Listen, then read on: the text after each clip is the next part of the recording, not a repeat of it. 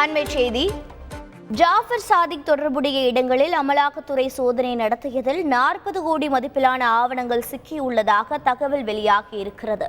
இது பற்றிய விவரங்களை செய்தியாளர் சசிதரன் வழங்கிட கேட்கலாம். சசிதரன், வணக்கம். மேலும் விவரங்கள் என்னென்ன?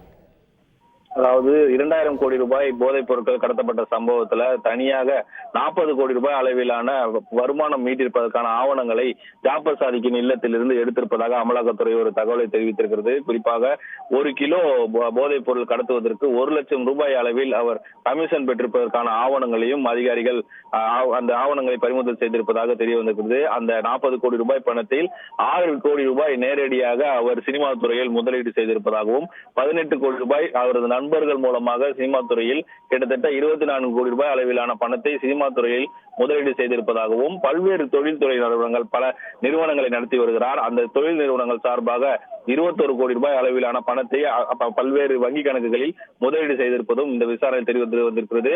அந்த சோதனையின் அடிப்படையில ஆவணங்கள் அனைத்தையும் பறிமுதல் செய்யப்பட்டிருக்கிறது. எதிர்வரும் காலங்களில் இந்த விசாரணை கைப்பற்றப்பட்ட ஆவணங்களை வைத்து சொத்துக்களை முழுக்குவதற்கான பணிகளிலும் அமலாக்கத்துறை தகவல்களை வழங்கியதற்கு நன்றி சசிதரன். செய்திகளை உடனுக்குடன் தெரிந்து கொள்ள உடனே சப்ஸ்கிரைப் பண்ணுங்க.